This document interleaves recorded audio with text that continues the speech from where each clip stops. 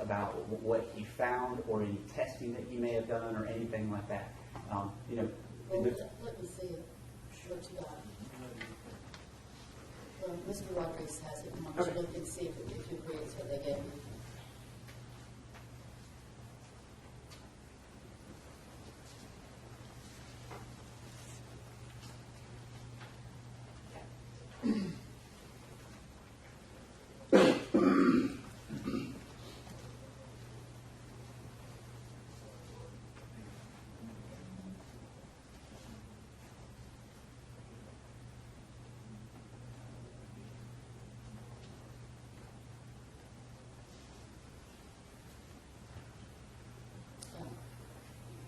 I need to look at Mr. Moulton's somewhere.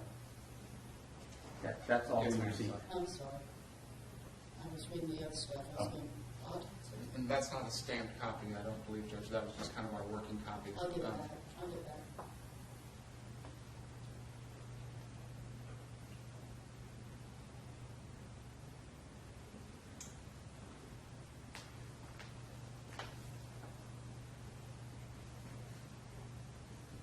Yes, sir.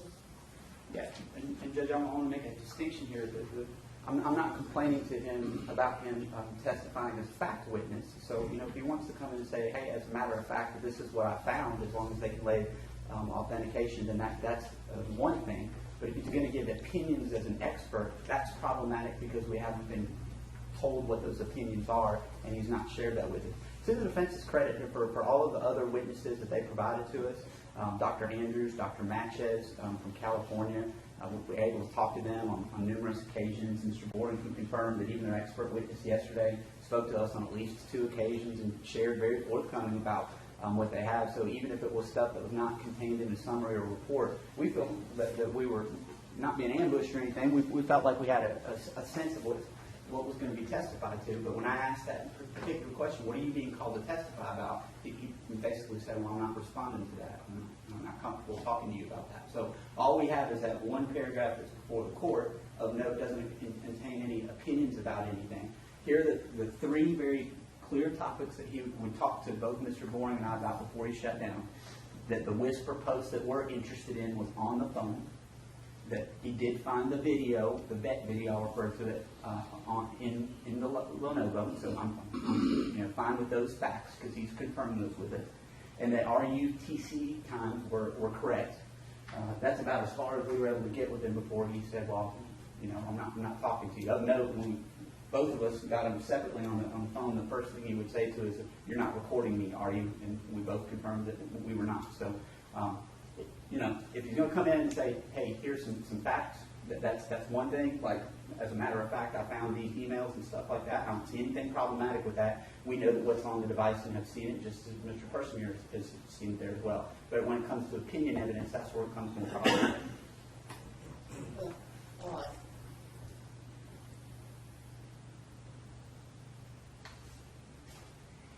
I have a problem with it too. What exactly do you want in terms of remedy? Well, I would suggest to the court that one of 2 things needs to happen. Either he's not qualified to testify as an expert, arguably may be able to talk about some fact evidence. Alternatively, I'd like a little more specific disclosure from the defense or him about some of the questions that I have that were being posed to their witness on this past Wednesday afternoon. Well, I'm not going to disallow him to testify as an expert. Just out of the gate, I'm not going to do that. There needs to be a more specific disclosure. Okay. He's in the witness room. Why don't you walk in there with Mr. Evans and tell him what I said?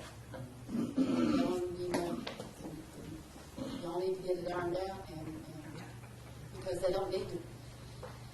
It is trial by ambush, and I don't find that acceptable, and I'm not suggesting that was your approach. I'm not saying that at all, Mr. Rodriguez. I hadn't seen anything to that degree whatsoever. I'm just saying at this point, what they've raised, in my opinion, is valid, and I am not going to dismiss him just out of the gate as an expert. I'm not going to do that. But the state needs to have a more specific disclosure as to what the nature of his testimony is going to be. And I think perhaps if you go back with Mr. Evans and tell him that, then that may resolve whatever his concerns may be with regard to speaking with the state. He may just have reservation that you can alleviate. Sure. And I want, you raised a very good point that I want to be sure to put on the record here. I think that this is an issue created by the witness and not by defense counsel. So defense counsel, Mr. Rodriguez has been very forthcoming with talking to me about some of the issues and showing me the evidence. I think it's more a witness issue, so I want to perfect the record there. I'm certainly not claiming that this was a defense attorney issue. It appears to be a witness issue. Well, that was the inference I drew from everything you said, because I didn't hear you at one point say anything to the contrary, other than that they were working with you while you all have been working. And then, so that's exactly how I pieced it together. So I'm glad that you're confirming what I gathered from your statement. All right, gentlemen, y'all step out. I take it there's not another witness we would like maybe. All right, we'll just sit here and wait.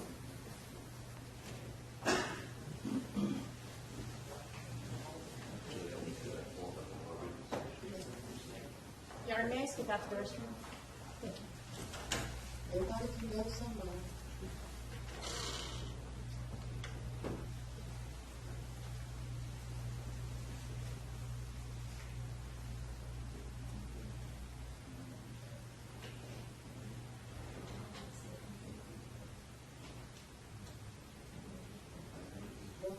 Go somewhere. I'm gonna leave and I'll have somebody bring y'all around and hang out. But I'm gonna wait and see how long they take too.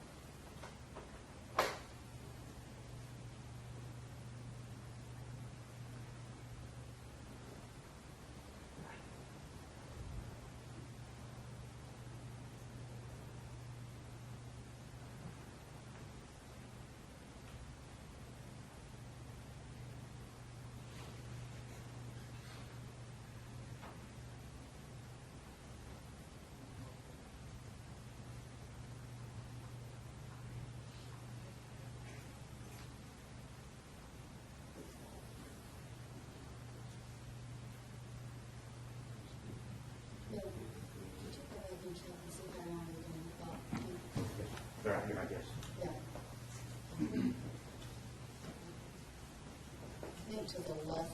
Number 8, which room number 8? Left hand door, I think.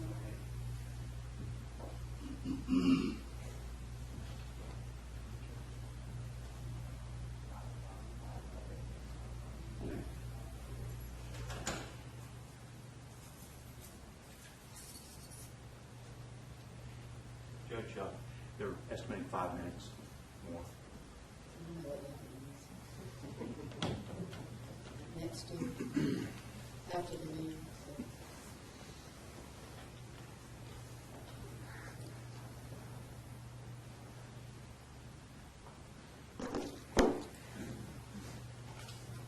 Judge, can we be at ease for 5 minutes then? What do you want to do to be at ease? Want You to go want to to the go bathroom somewhere? or walk outside? Oh, yeah, you may. Okay. Don't say for me. I didn't know what at ease meant. You want to take your shoes off? I'll probably keep my shoes on.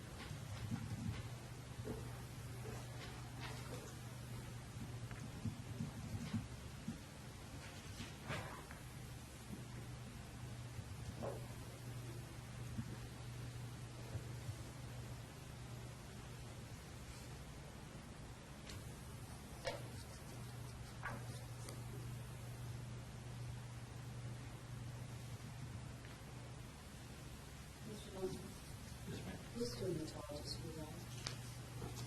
Well, it depends on the timing of it, but it may very well be me, and I'll be of assistance. Well, I'm looking at what I have, maybe what I need to, oh, I got it. Jim gave you the, where she collated and you can see it, you can stand up. I don't mind. It's good for me. Okay, stand up. Thanks. No. I appreciate it more than concern. That's totally terrible. Sit, sit, That's sit, okay. sit, sit. But it was fun to watch. Okay. No, I've got what I need. And you've got the one that she collated and put together? I believe so, the one I've been looking at, absolutely. Because I have a stack of about 3 different working products. And it was on the bottom of it. I was thinking I've read I lost it, but I have what I need. Because I thought I would sit here and start pulling these together. Did you give you a copy of the proposed verdict? I believe so, I think I saw that yesterday on the table. Yes, ma'am. Okay, because I developed that, we developed that yesterday.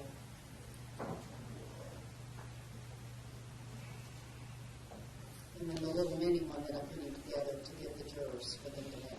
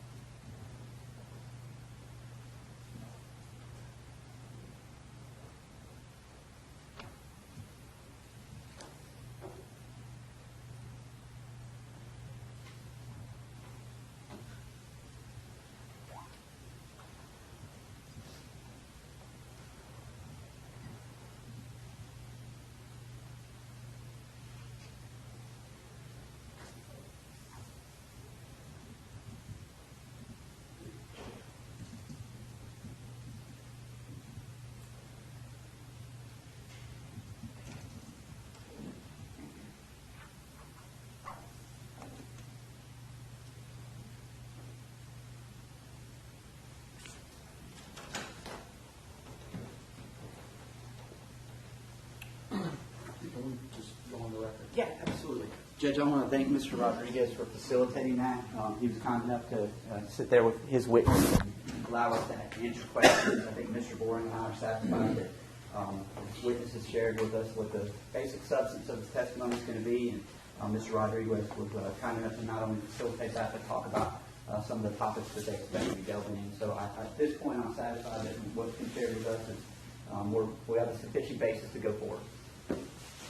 And Judge, the only thing that I would add, I appreciate Your Honor giving us an opportunity to sit down and clear it all up before we go in front of the jury. I did, just to summarize, at the very end of our little meeting, I essentially went through my outline and my direct examination and gave them a heads up of exactly what I'm going to be going into. I appreciate it. Absolutely.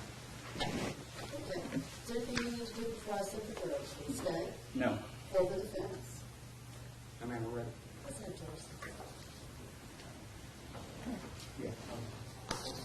Let's all rise for the jury, please.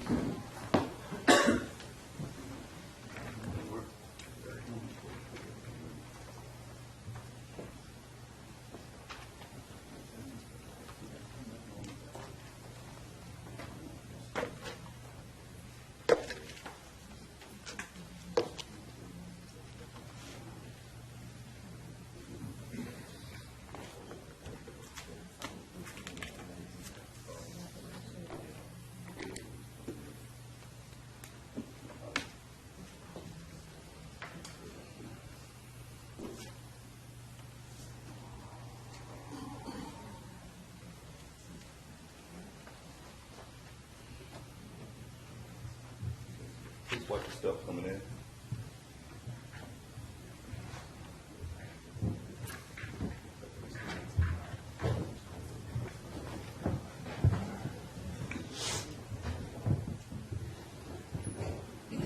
Please watch your stuff coming in.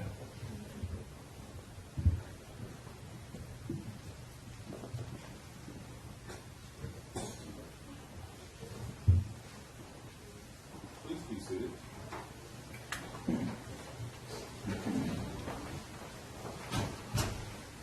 Good morning, ladies and gentlemen. We're ready to resume the trial of the case. When you're ready, you may proceed. Thank you, Judge. Yes, sir. Defense called Scott Moulton.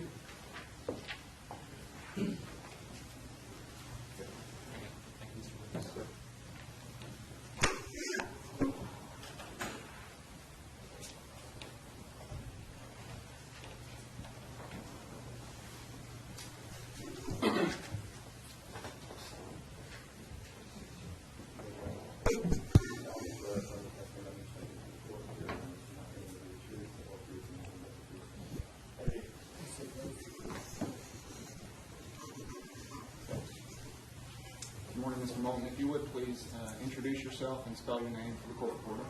My name is Scott Moulton, M-O-U-L-T-O-N. And Mr. Moulton, what do you do? I am a forensics expert, computer forensics, digital forensics expert. Okay. And do you own a forensic consulting business? I do What is the name of your business? forensic strategy services. And what does Forensic Strategy Services offer? We do digital forensics. We've been doing this for 15 to 16 years. We have basically been handling cases that have to do with digital items, computers, internet, phones, tablets, for this entirety of this time. Anything that's going to be litigation support or a future case. And before we go any further, do you have a lot of computer background, or do you have any law enforcement background? I do not have any law enforcement background. My background is completely in computers. I started my first company in 1993 called Network Installation Computer Services, and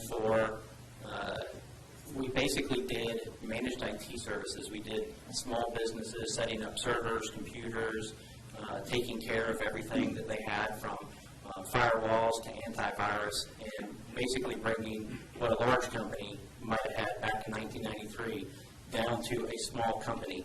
And I ran that business until 2008 when I sold that business. We grew to about 200 corporate clients that we were supporting in Atlanta, and I had a half a dozen to a dozen employees at any one time in this particular company. I also had another company, which is a development company that we started in 2001.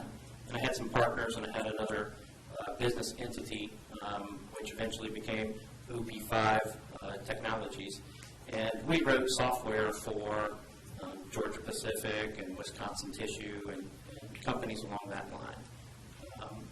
And then I started my forensics business and an additional company that's called My Hard Drive Died.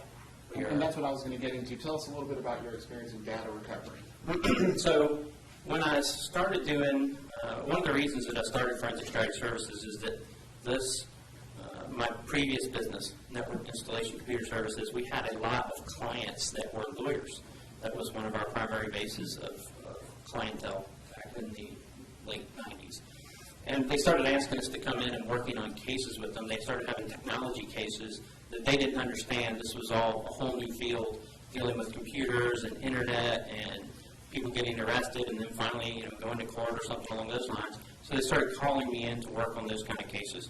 So I started a forensics company for a couple of reasons, to separate out insurance and bonds and things like that. And I saw that this would be the future. This would be a need that we would need in the future, is litigation support for technology. But during that time, it was really hard to convince lawyers that they needed a lot of computer technology, a lot of things that were going to be in the cases, limited money in a lot of cases, so it took a lot to convince them. And so during that time period, I decided that I would start a data recovery company, that we would start doing commercial data recovery. People could send in their hard drives, or we would go pick them up, or we would deal with them in even litigation cases where a police officer may have a hard drive that's damaged or a phone that's damaged, and we were going to recover the data for them. But we also did commercial services from a standpoint of companies that had servers that crashed. Basically, a lot of the same stuff we already had going on in our managed IT business, because they would have servers that would crash, and we would have to recover them, put them back together, get their data back, get their servers back up and running. So we started doing that as a separate entity and selling that under the banner of My Hard Drive Died as a commercial data recovery entity. And you have a lab, correct? I do. I have a building with multiple labs in it. Yes, sir. Do you also have kind of a museum? I do also have a computer and hard drive museum. Yes. And tell us a little bit about any professional licenses that you hold in Georgia. I hold a private investigator's license. After I started doing computer forensics in around 2006, the state of Georgia decided that in order to protect people, I guess, from people falsely doing different types of businesses and different things, that they fostered an opinion somewhere between 2006 and 2007 that computer forensics falls under the banner of private investigation. So I didn't have a law enforcement background or anything, so I had to go acquire my private investigator license in order to keep doing what I do today. And what sort of training or classes or courses was required in order to obtain that license? They have a process by which you have to take classes and then basically an apprenticeship. You have to spend 2 years apprenticing under another private investigator, unless you were already law enforcement or there's some exceptions. And since I came from a computer background, I had to basically work under another private investigator for 2 years to get an apprenticeship done so that I could apply for my license. And have you written any literature or taught classes in the field of forensic data recovery? I have basically my time period learning how to do data recovery and cell phones and trying to do litigation services. I started having a large client base that was also some law enforcement and some government agencies. And so my techniques became kind of unique, and they wanted to know how to do them. There were some places that were calling me that would be like FBI or someplace, and they could not send evidence to me. There are some places that have to be secure, and that they needed to know how to do what we were doing.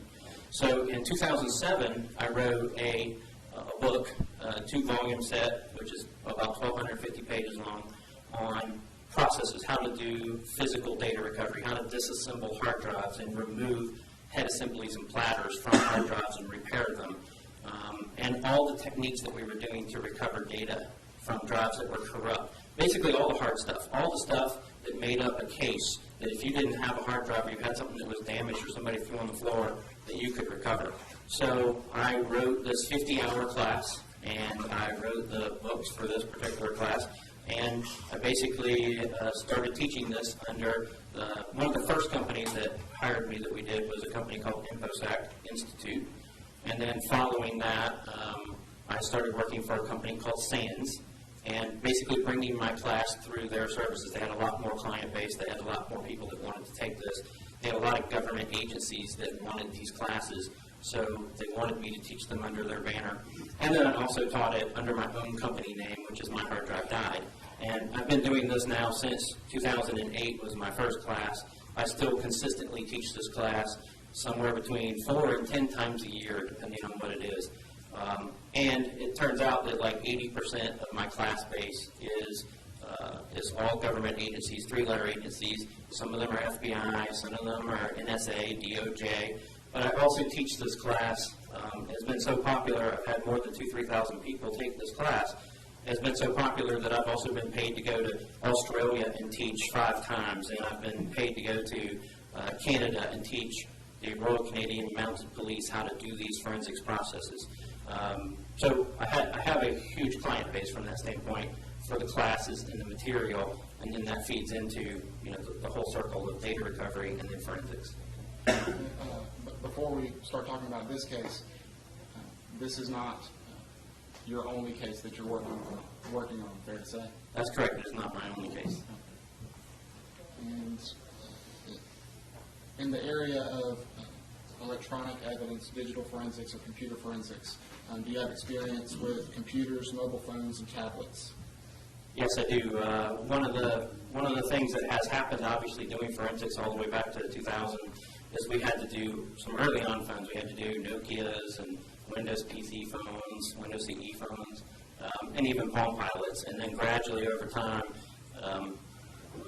the weird thing about a lot of the stuff that I've been doing is that it was at the beginning of doing forensics altogether. There wasn't a lot of tools. We had to make our own tools. We had to figure out ways to hack the phones to get content out.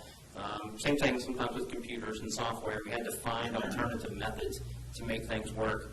So we've been doing everything with cell phones and computers for that long from that standpoint, all the way back to the beginning of forensics with cell phones. And a lot of times, even prior to the tools existing, or new tools would come along and they were beta, and we would have to run through a lot of problems with them and try to develop some of our own solutions or figure out ways to get content from the phones and the computers. Having seen the spectrum, or I guess the life of forensic evidence, or the forensic extraction of data from electronic devices, this jury has heard a lot about certain tools, Celebrite, IEF, Magnet, Encase. Just very quickly, are you experienced in using those tools? Yes, I don't believe that there's any tool that the police used in this particular case that I either already don't have or already haven't used. I believe I'm licensed in every tool that they've displayed so far as I've seen them. And have you been accepted as an expert in the fields of computer forensics, digital forensics? Yes, I have. Okay. In the state courts of Georgia? Yes, sir. In the state of Colorado? Yes, sir. And in federal court? Yes, sir. At this time, Judge, I'd offer Mr. Moulton as an expert in computer forensics and data recovery. Okay. If you can so testify. Now, Mr. Moulton, turning to this case, what was your main responsibility as far as examining the evidence, the electronic evidence, in this case with Mr. Ross Harris? Well, the first and primary responsibility, and this is something that I do not just in this case. Any lawyer who chooses to work with me, in a lot of cases, it's because of a referral that they know who I am, and that what I'm doing is I'm not just giving them a question or just giving them an answer. I'm teaching the lawyer how to work on the case, how to be an IT guy, how to go through this process. And so that was one of the first primary things when I sat down in a meeting with Carlos and Maddox, is that I would be teaching him how the case works, what the content is, and bringing him along as a computer guy. And he took to it like a duck to water, basically. He had no problem dealing with any of this stuff, and we've been working very closely ever since. So I've spent a lot of time training him on how this process works, how the tools work. In other words, all these boxes that have electronic devices and disks, nobody showed up at your office and just dumped everything and just said, go have fun and tell us what's on it. No, we did at certain points in time. I did gather evidence from you that there was times where I would get a copy of CDs or content that you had, but sometimes it was specific to the needs. Sometimes it was, now he has a question, now Carlos has a question about a particular thing, so they give me the discs. So there were periods of time, sometimes delayed. So, sometimes they would get evidence from the police, and then it might be 2 or 3 months later before, by the time Carlos has gone through some of the data, and then he would say, I need to know something about this. So eventually I ended up with a lot of the evidence in order to kind of divide out what was important. One of the other problems that we had in this is that sometimes the evidence would be in a zip file or in a what's called a TrueCrypt file, which would be an encrypted file that he could not immediately access. He was using a Mac, and in a lot of cases, sometimes there's a transition from using a PC to a Mac for forensics tools for different software, and sometimes everything's not always readily available.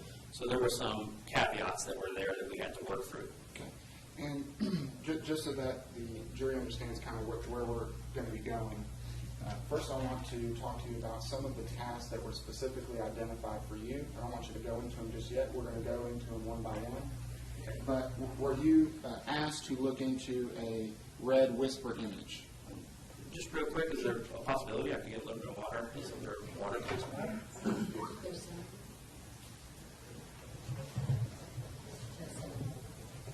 Didn't mean to interrupt, but No, that's fine. quite good. That's fine.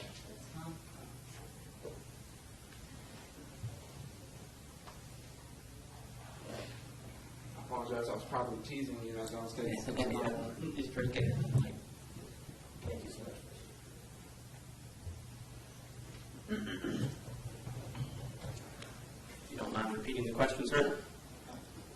Were you asked to identify and examine a red whisper image? And the jury has heard a lot about whisper, the application, and certainly about this image in particular. So first off, I just want to ask you, were you asked to look into it at that time? Yes, sir, it was. Okay. And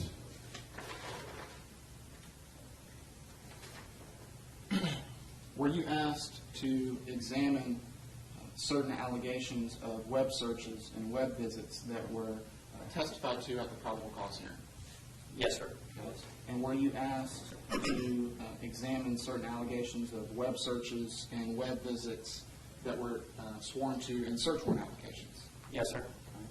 And were you asked to examine certain allegations of web searches and web visits that were testified to in trial?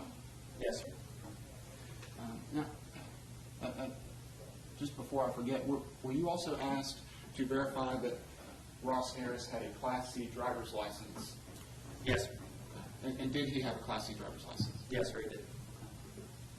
Now, first I want to talk to you about the red whisper image. Explain to the jury, as simply as you can, how easy it was for you to identify that the creator of that meme was not Ross Harris.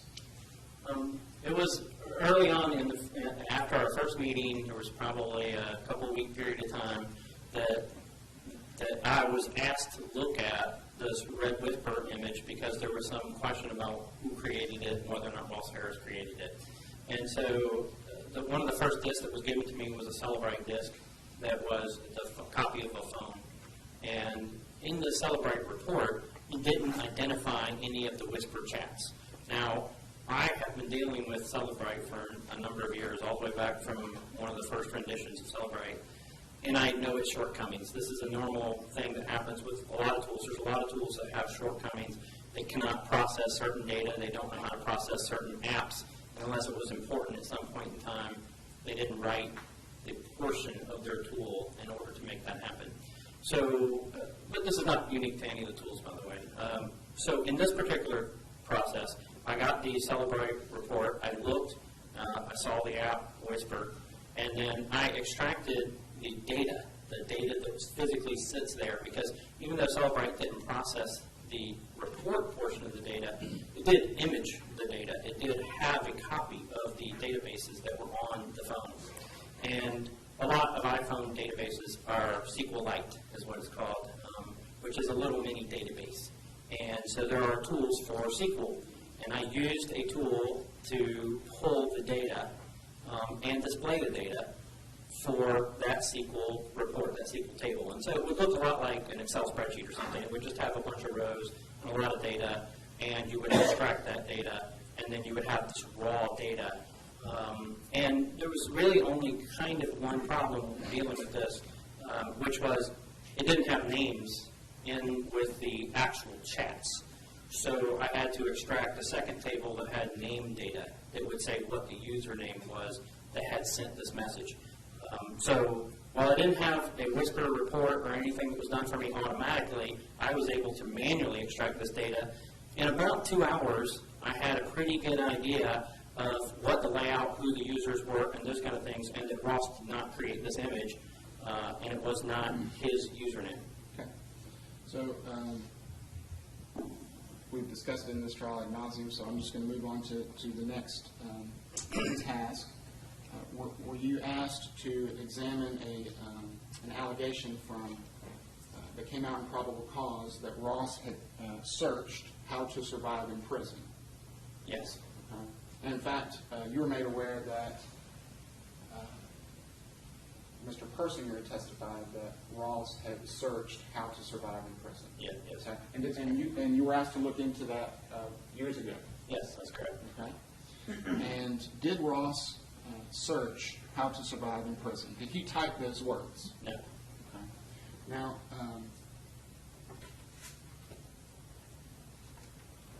did he, in fact, actually type what is prison really like? Yes, sir, that's correct. That's the right search term. Okay.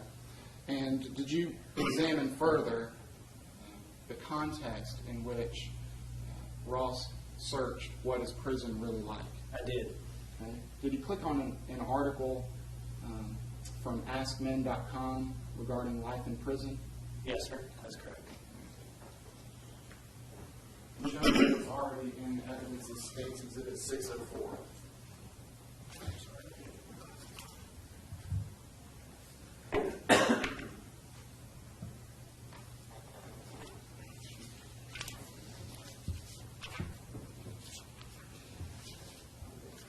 Are you familiar with that? Yes, sir. page? I am familiar with this and those items. Yes, sir. Okay. Can you just show the jury, is there a video there on the front page? Yeah, at the beginning of the page, there was a video. Did you watch that video? I did. Okay. Can you tell us a little bit about that video? So this is all in the entertainment category. The video was comedy. The video was a college humor website, and the video was basically these people in prison, and it was like a street merchant. It was a skit of a street merchant selling things to people in prison that would, have been like modified things to kill people or stab people or do things. And it was completely a joke. The whole page was just, and the entire thing was just satire and was a joke. And there was no valuable content from that standpoint in that joke. It was hilarious, but this is, and I've seen a lot of the stuff that Ross Harris and his friends send back and forth to each other, and they're really big on sending jokes and videos and stuff back and forth, and so, that looks primarily like what one of the pieces of content would have been. It would have just been a joke or a video. And, nothing suspicious about that in your opinion? Well, Judge, I object to that. I don't think that's more argumentative than anything, so. Judge, if I may, that same testimony was elicited over and over again at their expert. Well, regardless, this objection's been made and I sustain it. You can argue. Yes, ma'am.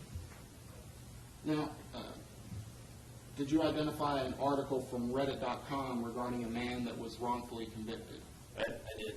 Okay. Yes, sir. And did Ross click on that article? I believe he might have clicked on it yesterday. Did he spend a lot of time on Reddit? Yes. And if you would, just in your own words, explain what Reddit is.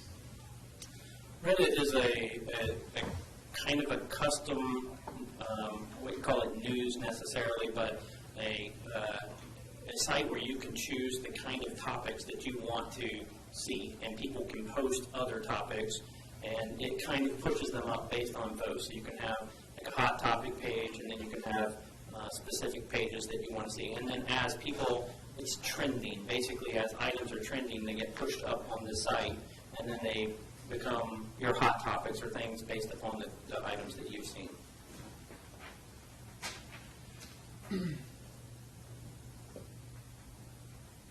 Now, are you familiar with the show Orange is the New Black?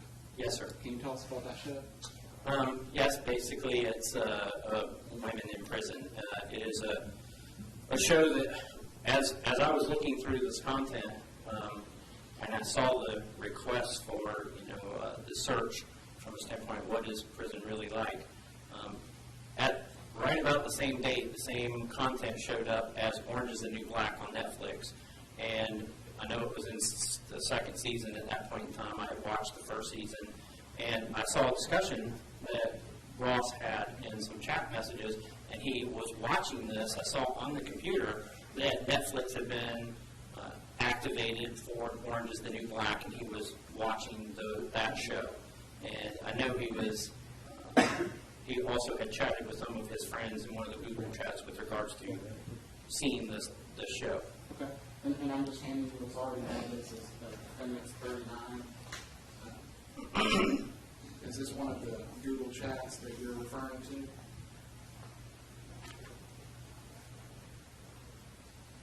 Yes. And what date and time? This is June 6th, 2014, and it's at 22:34, so 10:30 midnight. What does Ross say about Orange is the New Black? He says, word, I'm finishing this episode of Orange is the New Black. Is this a show on Netflix? Yes, sir. And on Netflix, are you able to essentially have like a marathon session where you can just watch as many episodes as... Yes, and the full season was released all at once. Yes. Season 2, was it released on June the 6th? I believe it was. Yes, sir.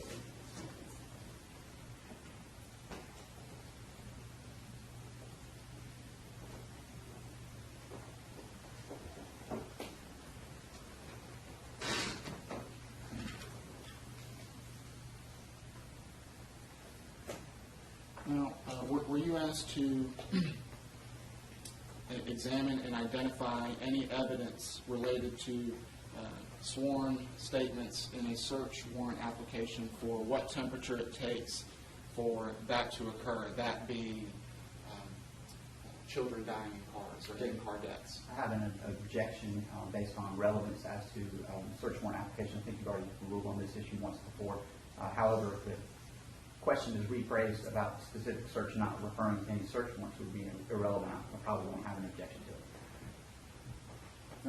It explains his conduct, exactly why he was investigating certain things and not others. There's a lot of evidence that he did not go through. I think the jury needs to understand why his task was to focus on certain pieces of evidence.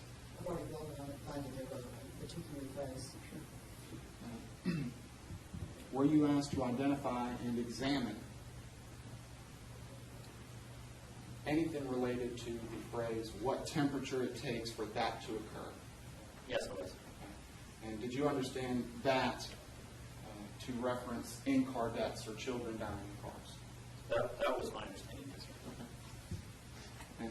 And did Ross Harris search what temperature it takes for a child to die in a car? No, he did not. Were you aware of any searches whatsoever for how hot it takes for a child to die in a car? No, he never searched for anything.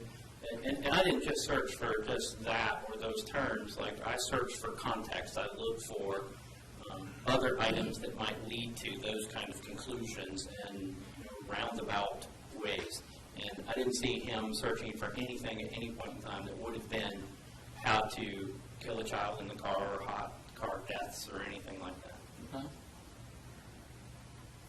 Now, did you identify a Google search on the iPhone 5S, why is it hazy when it is hot?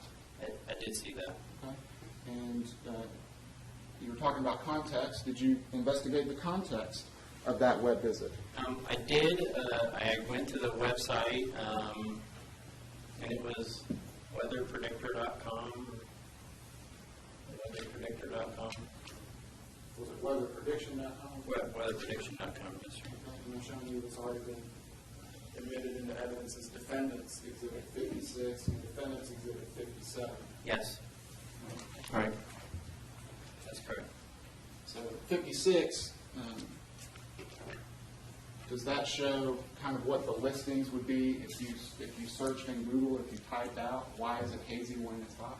At whatever time this would have been, yes, sir, it would have shown that, it's hard to say what it might have been the exact day, but yes, it would have been one of those items. Now, the Defendants Exhibit 57 is a snapshot from Defendant's iPhone 5S. Yes. Were you able to actually go to that site that shows that content that's captured in Defendants Exhibit 57? Yes, I was able to go to that site. Does it have anything whatsoever to do with how hot it takes for a child to die in a car? No.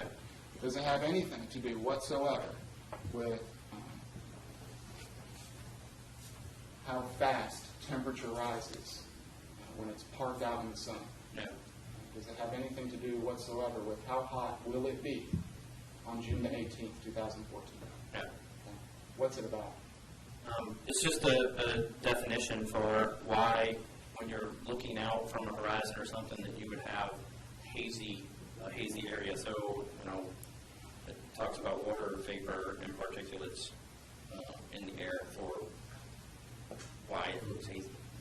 And were you aware that there were photographs of the Atlanta skyline in this case? I have seen them, yes. So we'll leave it at that. Let's talk about the vet video. Okay. Okay. Were you asked to examine and identify whether Ross Harris viewed a vet video that was created by Dr. Ernie Ward? Yes, I was asked to look at that. All right. And were you asked to verify whether Ross Harris viewed this video 2 times? I was asked to look at it and see whether or not, because there was an access that showed 2, and I was asked to look at that and try to figure out whether or not he actually viewed it twice. Okay. And tell us a little bit about the time frame for this data that indicates that he accessed the video 2 times.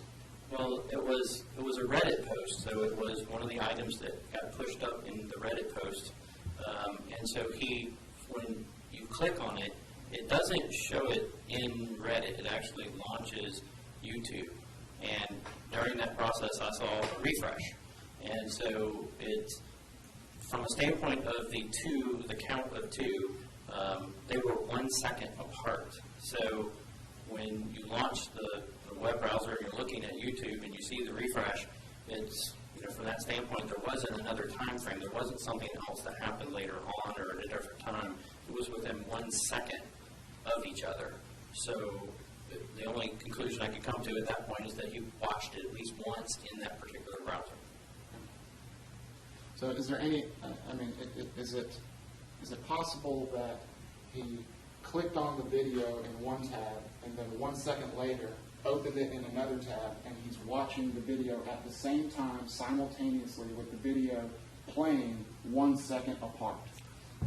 It is possible. Like, if you're pretty quick with your mouse and you click fast enough, maybe you can launch it twice and make a second tab so that you can see this. It just doesn't seem very likely. It doesn't seem like there's not much value to watching the video twice at the same time. You would also have overlapping in sound, which would be a problem. But nonetheless, it doesn't make sense from that standpoint. He never went back to it. He never reviewed it before that. One of the things about this video too, when I looked at it, this was an old video. This was a video that had been published in 2012. And so when Dr. Ernie Ward put this video up, by the time, and I don't know what the view count was exactly back then, but it's been viewed by 2.2 million people at this point.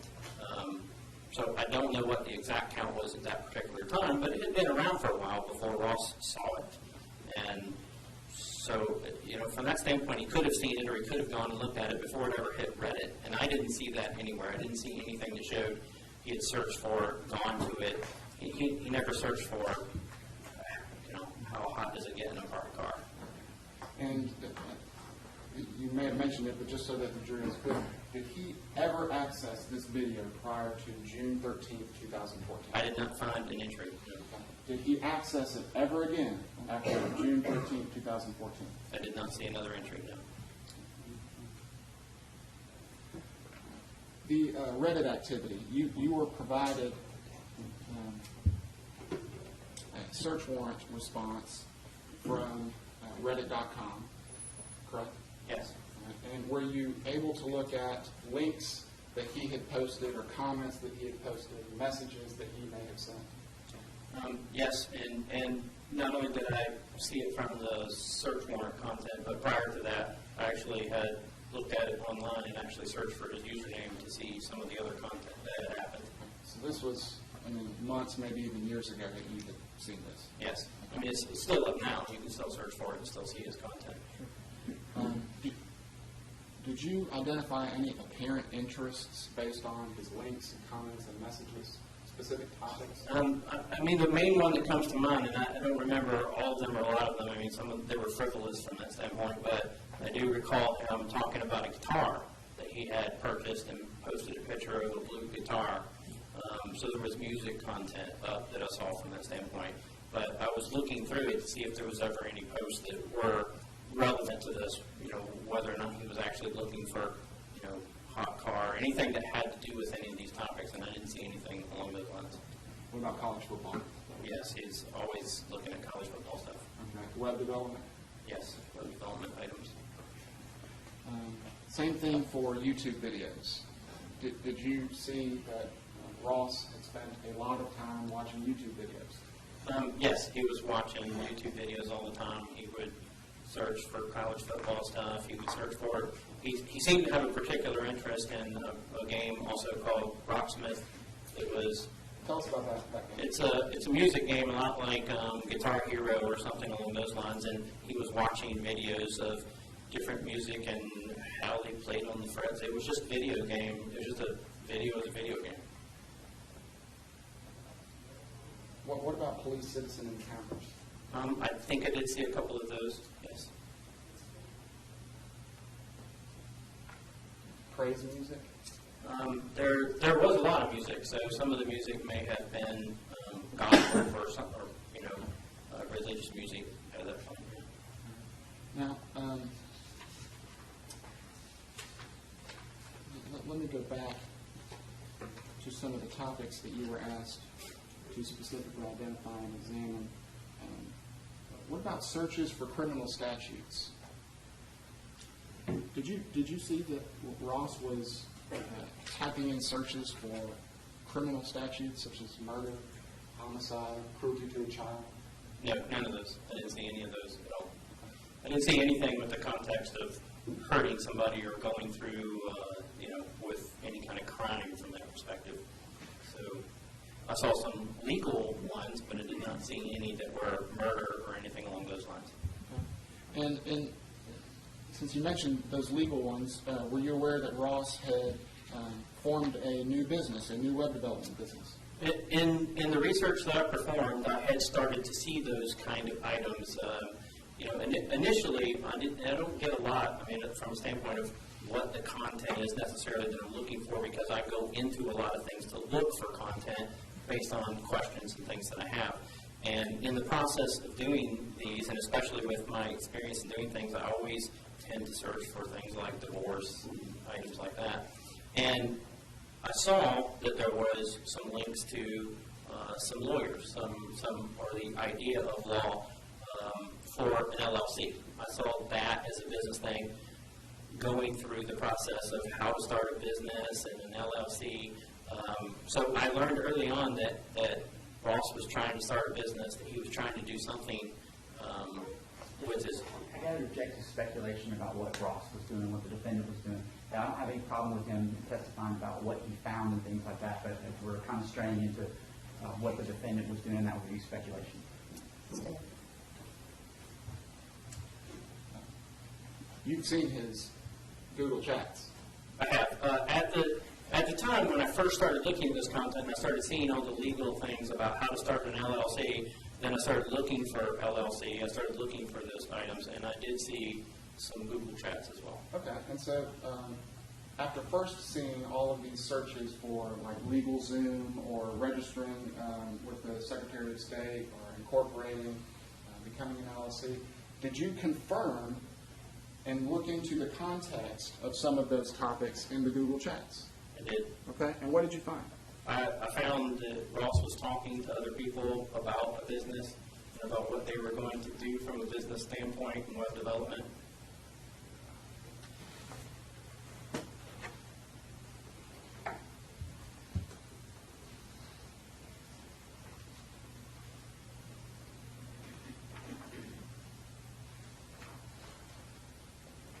Now, you mentioned divorce. Do you ever work on divorce cases? I do work on divorce cases.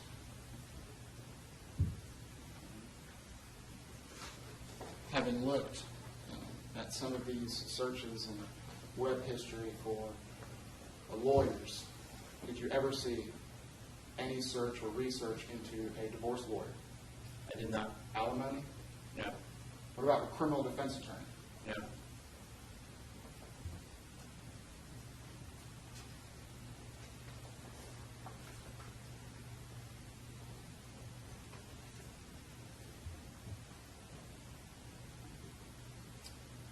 Now I want to talk to you about,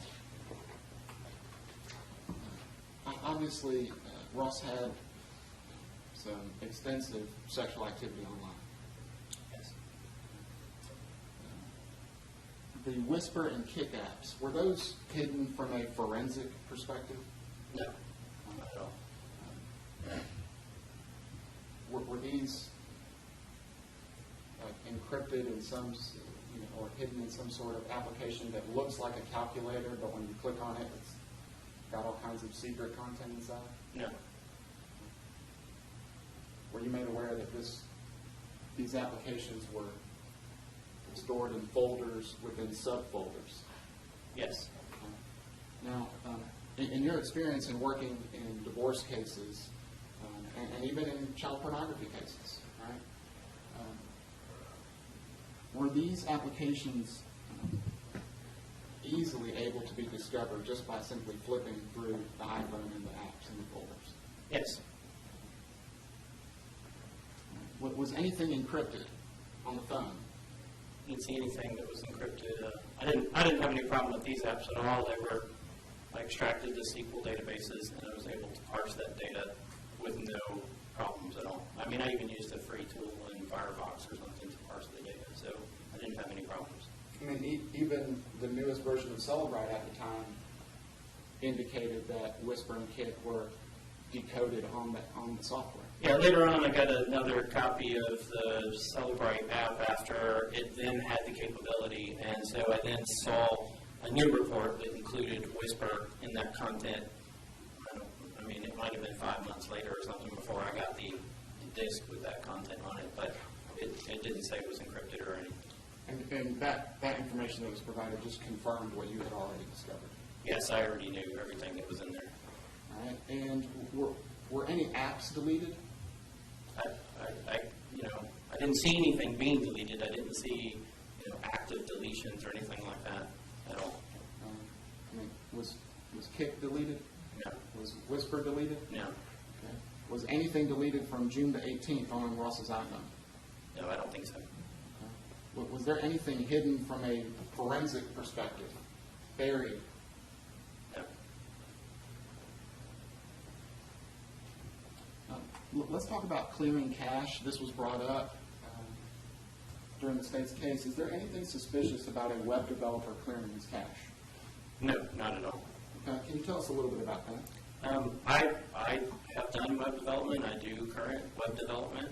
I deal with a lot of people that do web development.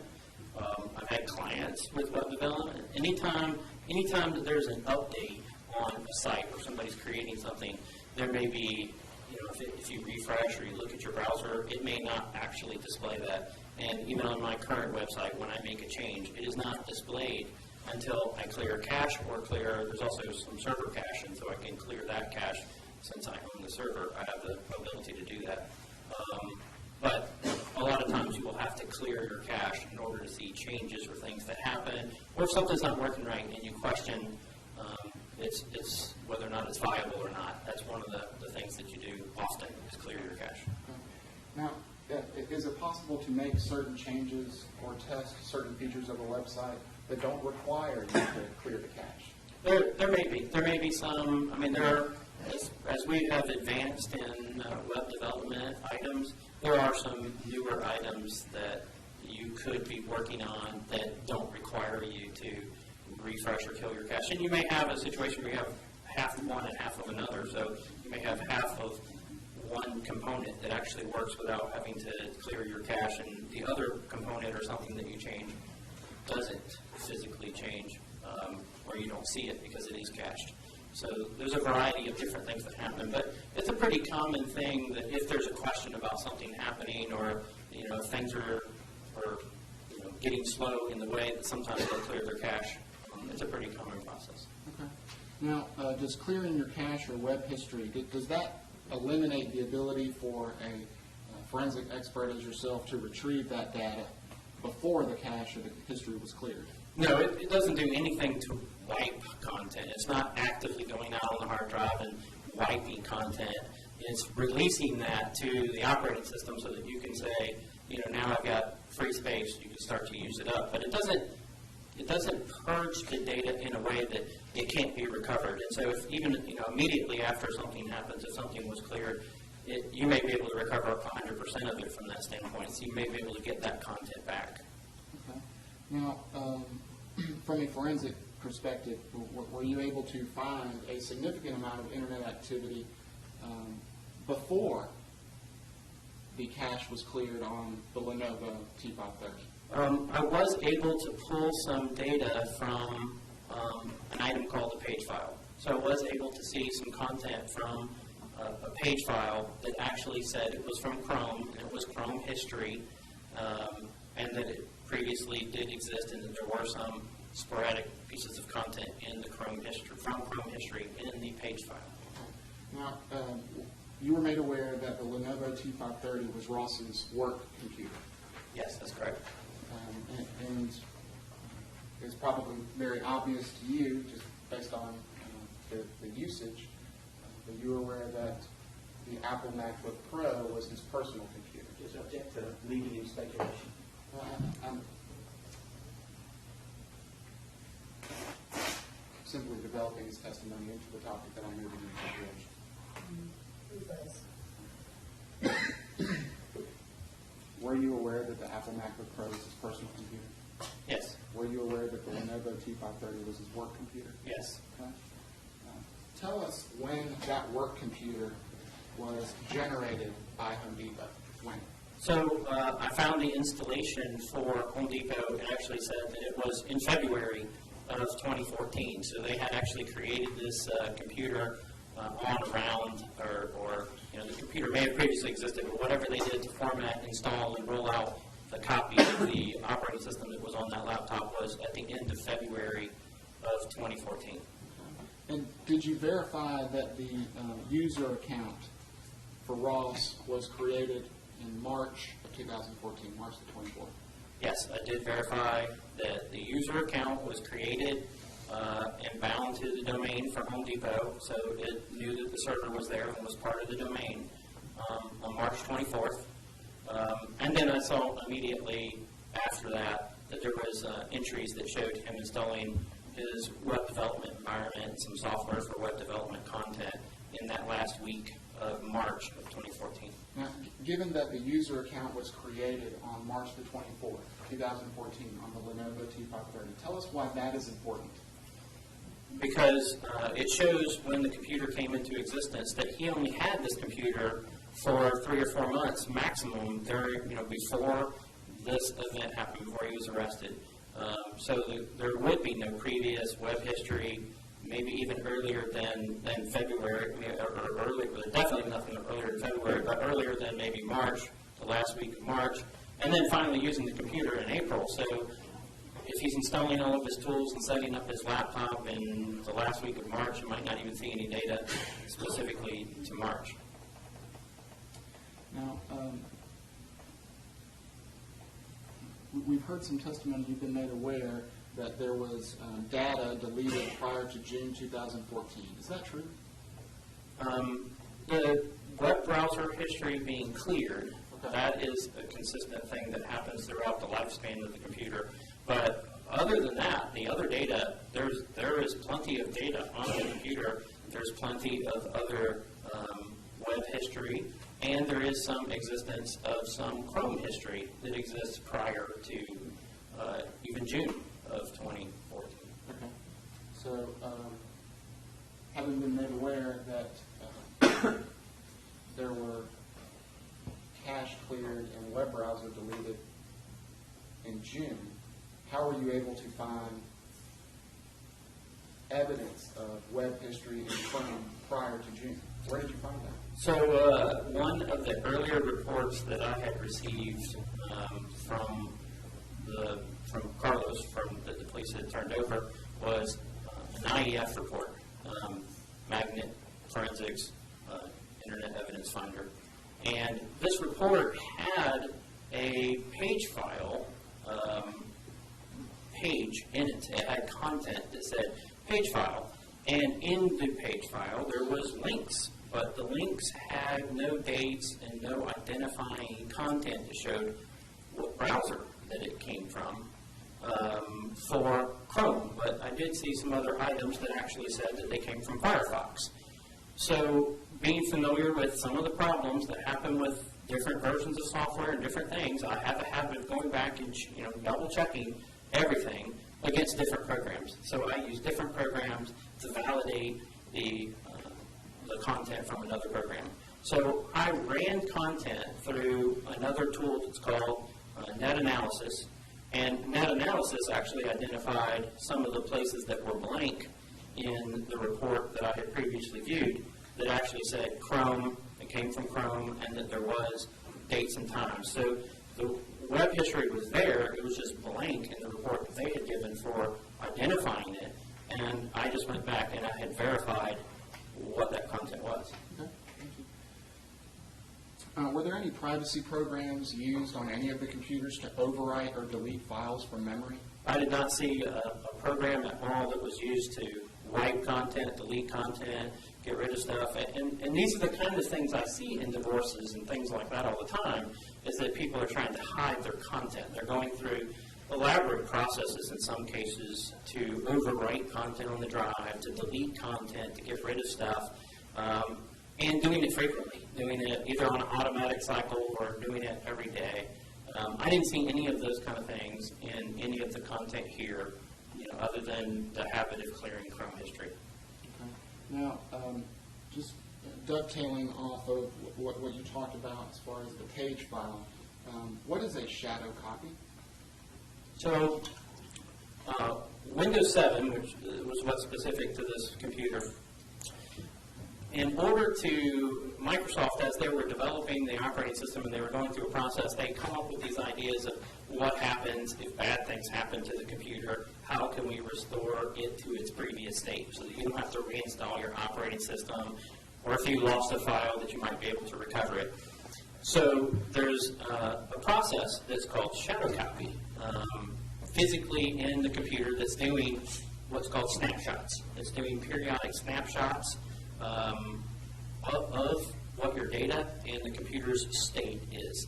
And so I did find on the computer 2 previous snapshots that existed, one from 6/17 of 2014 and one from 6/13 of 2014.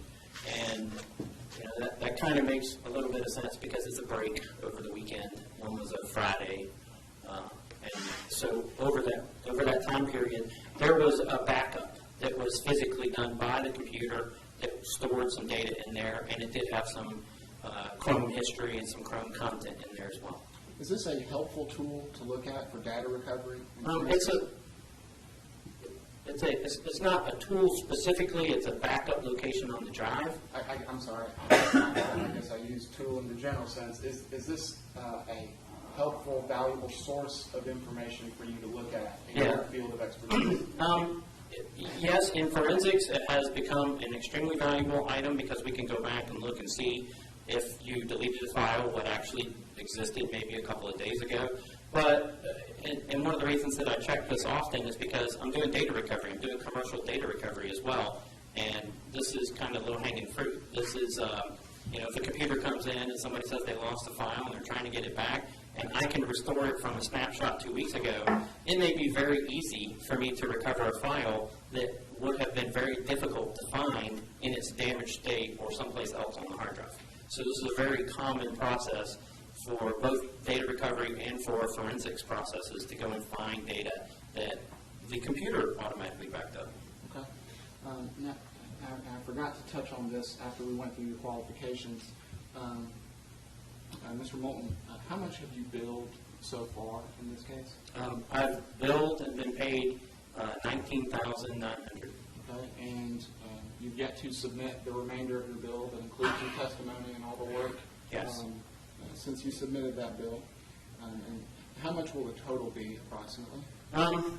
It'll be about double. I've got another 50 to 60 hours to submit, and so it will be approximately $40,000.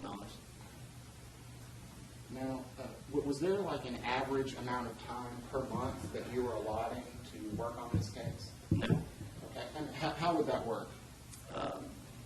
Basically, Carlos would call me. He would say, I have something for you to work on. I have some questions, or I have something that I need you to educate me on. And we would spend a chunk of time together. So we would spend, we would schedule a day, or we'd schedule, 5-6 hours to work on something. Or I'd call him and we'd work over the phone. So, periodically throughout the schedule, there may be a month that goes by that I never talk to Carlos at all from that standpoint. And then all of a sudden, we're doing everything, in one fell swoop or something along those lines. Okay.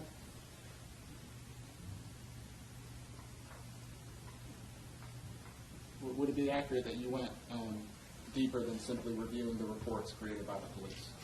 Yeah, whenever I'm reviewing reports, I may also say this doesn't look right and go back and validate something, or go look at content from that standpoint. And so the jury understands, your company, do you have like 5 or 6 former detectives and high-tech crimes units at your disposal? No, I don't have anybody else like that in my unit. I have one assistant who helps me, set computers up and do things like that, and mount images and things. So I have one person who works for me who is a private investigator because of what we're doing. But no, I don't have a large team from that standpoint. And understandably, you billed a lot of time on the case. This was time that you and I spent, correct? Yes, it would be. A lot of it is time that you and I spent together. There may be some time where, occasionally there would be things like I'd get a huge file like the Google emails or something, Gmail and things like that, where Carlos would say, well, I need all of these printed to a PDF or something along those lines. And it may take me a while to get everything converted, to get it correct, to get it exported to a PDF. And so I may be working on things like that for 5, 6, 7 hours, trying to get everything exactly right from this standpoint. But generally speaking, all of my time was spent with Carlos for specific questions and answers. Okay. Now, I've already shown opposing counsel what's been previously marked for identification purposes as defendants Exhibit 88, 89, 90, and 184. Let's just take a look at those, and so that the jury understands that you're not just like a super fast reader. I've shown you these before. You've seen them before. Yes, I've seen this before. And you were just talking about extracting data or converting data from Gmail. Are those emails that are marked Defendants Exhibit 184? I believe. So 88 is a Google chat. Okay. 90 is emails. 89 is also emails.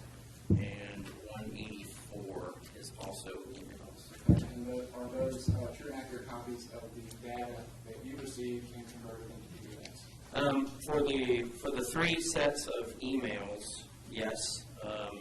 I didn't convert the 88 into PDF. I mean, whatever it was already in from a Google subpoena. I'll move those in. 88, 89, 90, and 94. Was the one you showed me this morning? Yes, sir. All right, no objection. This might be a good time for a break. Allow them into evidence and we'll take a moment recess. Thank you, ma'am. Yes, sir. Ladies and gentlemen, take notepads, open mind, close mind. All right. We'll have a good break. Please watch your step going down.